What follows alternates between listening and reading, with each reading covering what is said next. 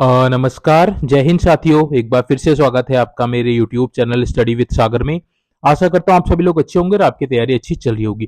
देखिए, उत्तराखंड कनिष्ठ सहायक का एग्जाम आपको 19 जनवरी को होने जा रहा है। इसके एडमिट कार्ड जारी कर दिए गए, तो रविवार को आपका इसका एग्जाम होगा।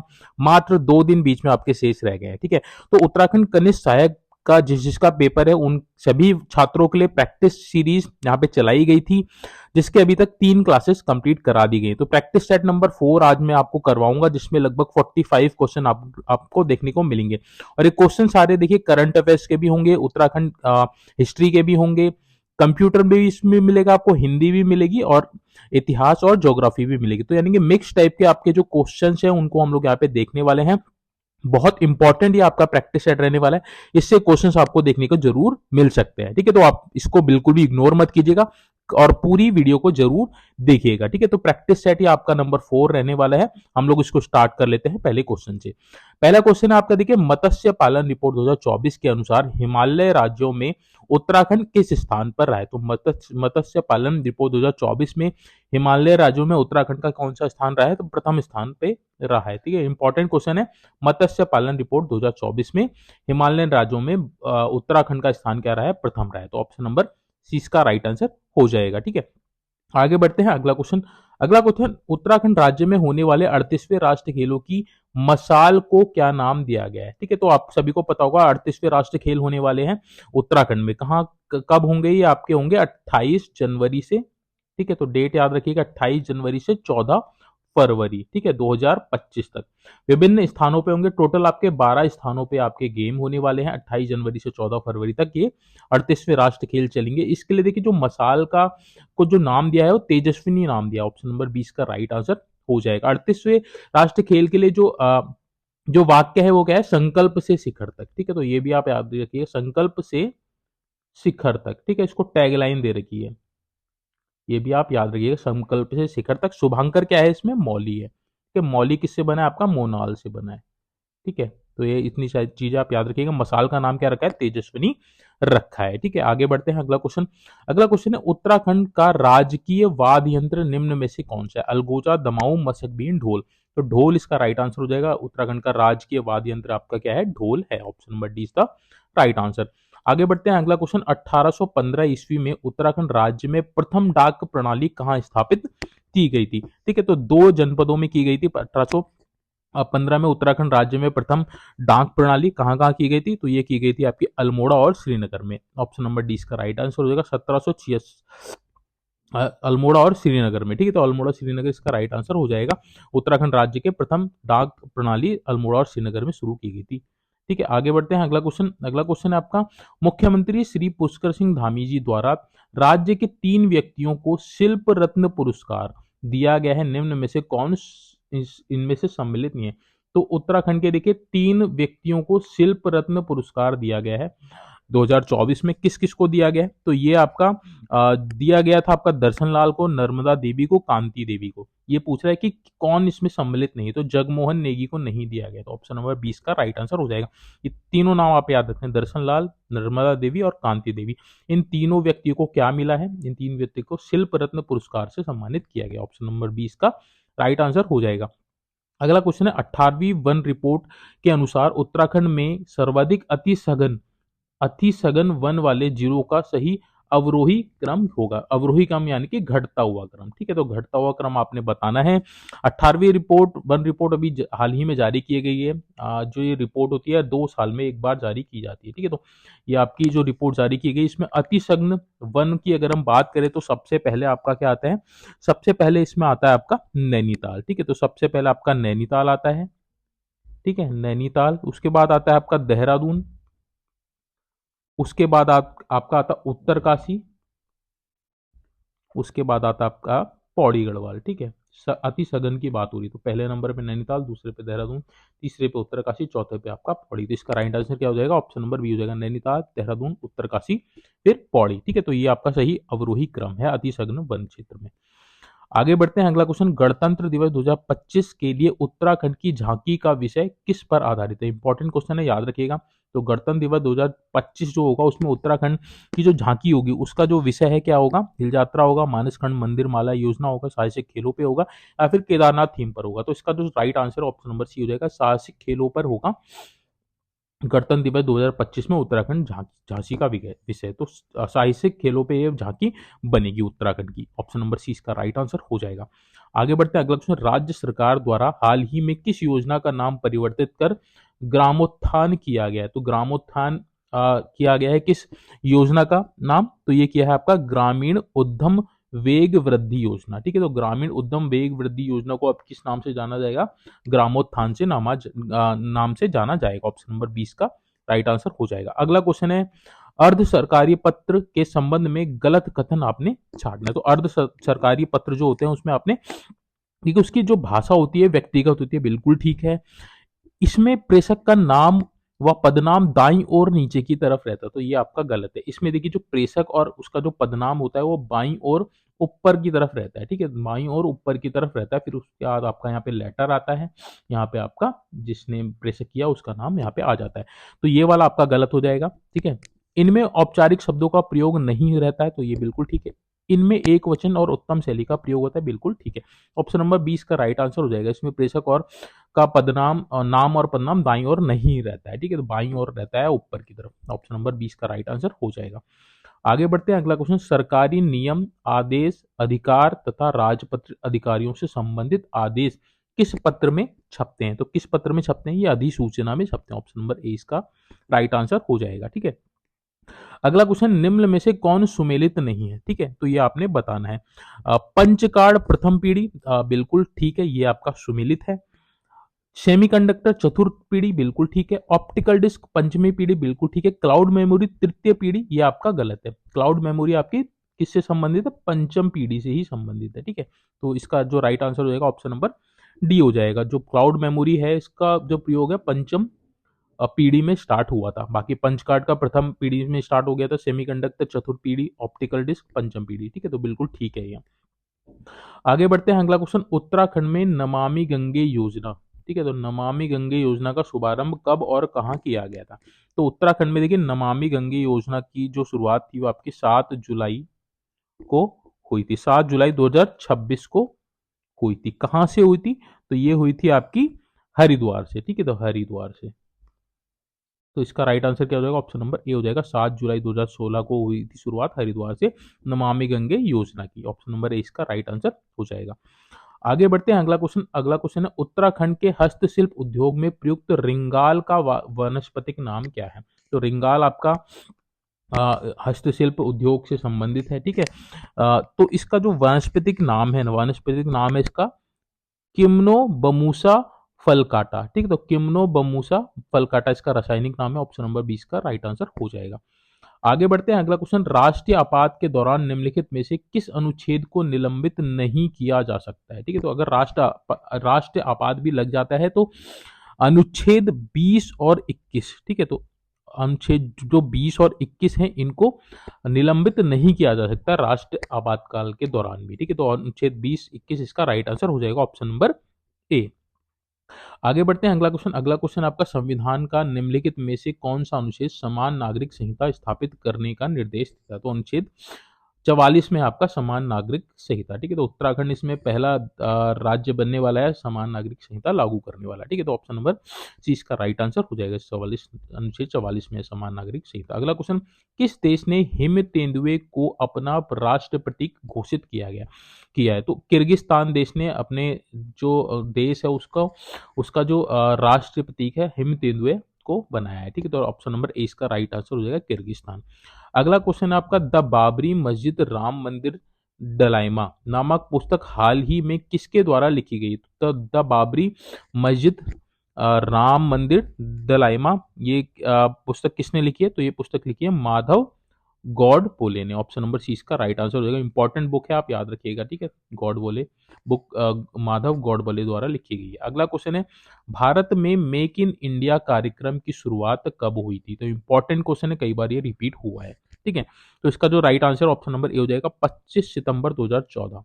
ठीक है। तो 2014 को ये शुरू हुई थी मेक इन इंडिया कार्यक्रम, 25 सितंबर 2014। ऑप्शन नंबर इसका राइट आंसर हो जाएगा, याद रखिएगा।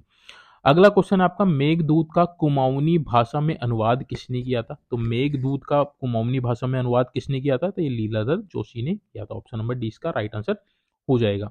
आगे बढ़ते हैं, अगला क्वेश्चन, उत्तराखंड में निम्न में से किस फसल की खेती का क्षेत्रफल अधिकतम है? यानी कि उत्तराखंड में जो खेती होती है, खेती के क्षेत्रफल के अकॉर्डिंग सबसे ज्यादा खेती किस फसल की होती है? तो किसकी होती है? ये होती है आपके गेहूं की। ऑप्शन नंबर डी इसका राइट आंसर हो जाएगा।